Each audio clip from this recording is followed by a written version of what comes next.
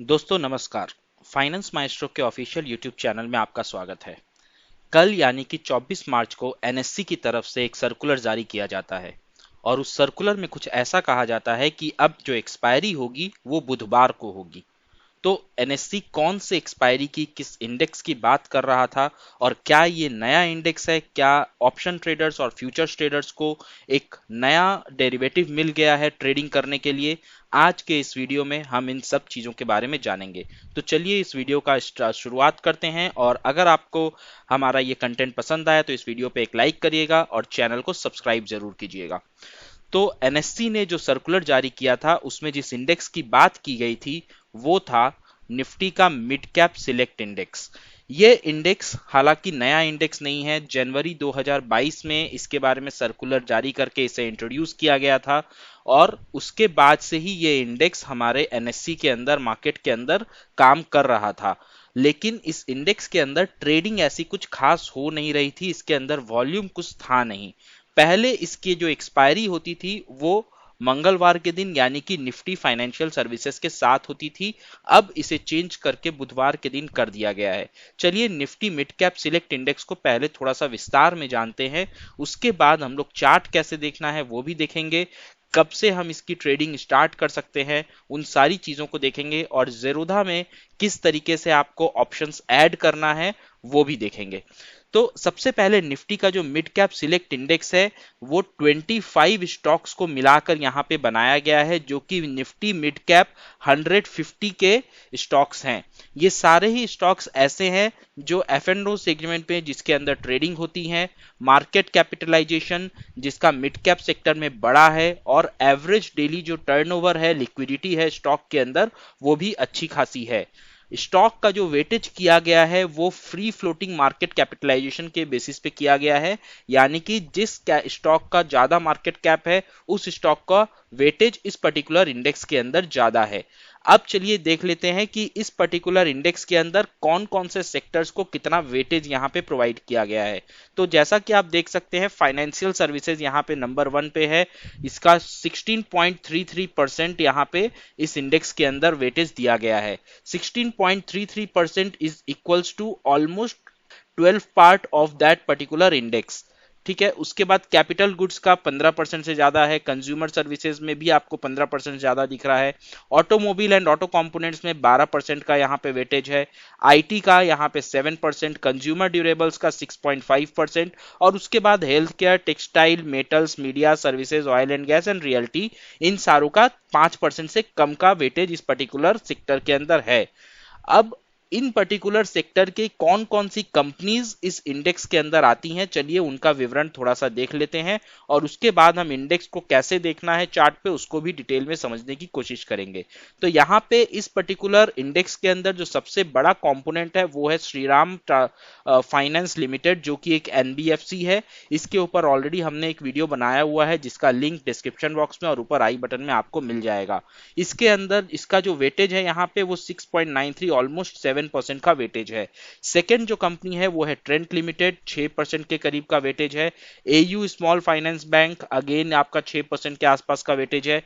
Indian hotels का यहाँ पे 5.68, टीवीएस मोटर्स का 5.22, परसिस्टेंट सिस्टम का 5.02, page industries 4.75, Ashok Leyland 4.35, Bharat forge 4.34, Jindal steel 4.31। यहां पे आपके लिए जो इंटरेस्टिंग है वो ये है कि टॉप 5 कंपोनेंट्स के अंदर जो दो कंपोनेंट्स हैं वो फाइनेंशियल सर्विसेज के हैं और जो दो अलग कंपोनेंट्स हैं वो है कंज्यूमर सर्विसेज के। सो मेन जो कंपोनेंट्स यहाँ पे निकल के आए हैं वो फाइनेंशियल सर्विसेज और कंज्यूमर सर्विसेज के हैं। जिस तरीके से आपको बैंक निफ्टी और फिन निफ्टी के अंदर ऑलमोस्ट सिमिलरिटी देखने को मिलती है, वैसा कुछ आपको निफ्टी मिड कैप इंडेक्स के अंदर देखने को नहीं मिलेगा, क्योंकि इसमें जो फाइनेंशियल सर्विसेज का जो पार्टिसिपेशन है वो बहुत ही छोटा है और यहाँ पे कंज्यूमर सर्विसेज भी थोड़ा सा इक्वल पार्टिसिपेशन रखता है। तो ये निफ्टी 50 से भी इसका मूवमेंट थोड़ा अलग रहेगा, बैंक निफ्टी निफ्टी फिनेंशियल से तो खैर अलग रहेगा ही रहेगा। चलिए अब बात कर लेते हैं इसके कुछ इंपॉर्टेंट स्पेसिफिकेशंस की। यहाँ पे आप देख सकते हैं सिंबल जो है वो MIDCPNIFTY, यानी कि MID for mid, CP is cap and NIFTY Nifty. आप अगर ट्रेडिंग व्यू के अंदर ये वाला सिंबल यूज करेंगे तो आपको निफ्टी सिलेक्ट मिड कैप का यहाँ पे आपको फ्यूचर्स का चार्ट देखने को मिल जाएगा। इसका जो लॉट साइज है वो 75 का होगा, जो कि आप निफ्टी, बैंक निफ्टी, फिन निफ्टी तीनों से ही ज्यादा है। तो यहाँ पे 75 लॉट साइज होने की वजह से अगर आप यहाँ पे ऑप्शंस के अंदर ट्रेडिंग करते हैं, आप एक नए ट्रेडर हैं, रिटेल ट्रेडर हैं, तो आपको अगर 20 पॉइंट का भी यहाँ पे प्रॉफिट मिल जाता है तो आपके 1,500 रुपए हो जाएंगे एक लॉट में। निफ्टी मिड कैप के अंदर अगर यहाँ पे हमें वॉल्यूम दिखती है तो इसके अंदर ट्रेड करना हमारे लिए काफी लाभदायक हो सकता है।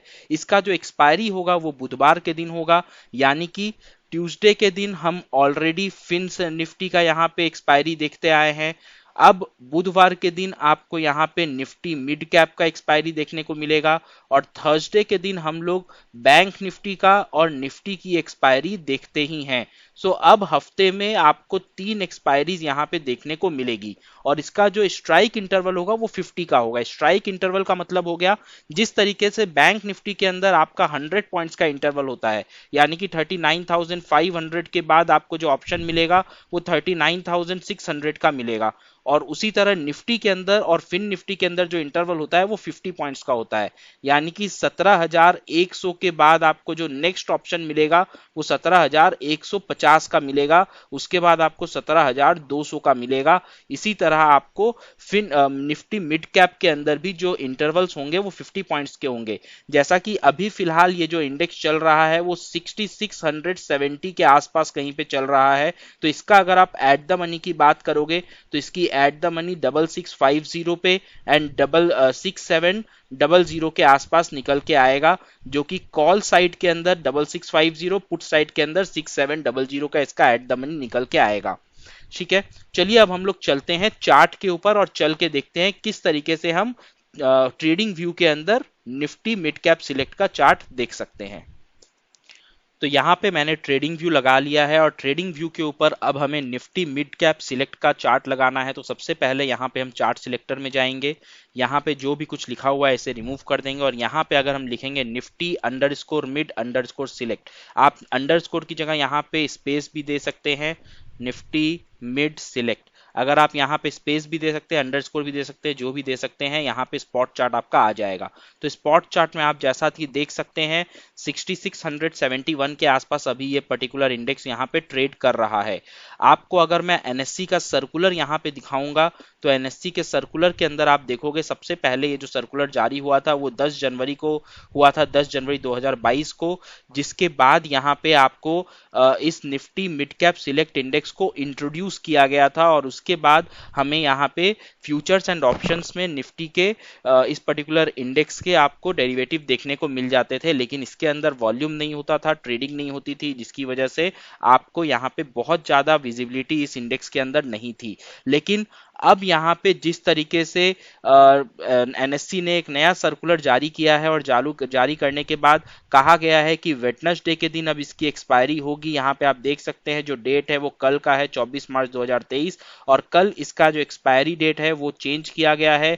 और पहले जिस तरीके से इस इंडेक्स के अंदर आपको फ्यूचर्स में भी वीकली एक्सपायरी होती थी, अब उसको हटा दिया गया है। नॉर्मल जिस तरीके से फिन निफ्टी, बैंक निफ्टी और निफ्टी 50 के अंदर मंथली फ्यूचर्स एक्सपायरी होती है और ऑप्शंस की जो एक्सपायरी होती है वो वीकली बेसिस पे होती है, निफ्टी मिड कैप के अंदर भी इसी तरीके से एक्सपायरी होगी। ये जो नया एक्सपायरी का रूल है वो कब से एप्लीकेबल होगा, वो एप्लीकेबल होने वाला है 25 अप्रैल 2023 से। 25 अप्रैल 2023 से बाद से जो भी कॉन्ट्रैक्ट्स नए क्रिएट होंगे, चाहे वो फ्यूचर्स के हो या ऑप्शंस के हो, उनकी एक्सपायरी वेडनेसडे के दिन होगी, और अगर किसी वेडनेसडे को छुट्टी होता है तो ये एक्सपायरी ट्यूसडे को होगी, यानी कि उसके एक दिन पहले।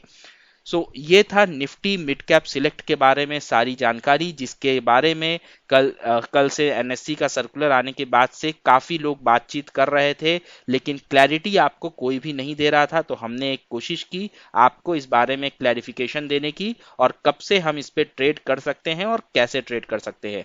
अगर आपको हमारा ये छोटा सा वीडियो एनालिसिस पसंद आया हो तो हमारे इस वीडियो को लाइक करिएगा, चैनल को सब्सक्राइब करिएगा। मिलते हैं अगले वीडियो में, तब तक अपना बहुत ख्याल रखिए, सुरक्षित रहिए। जय हिंद, जय भारत।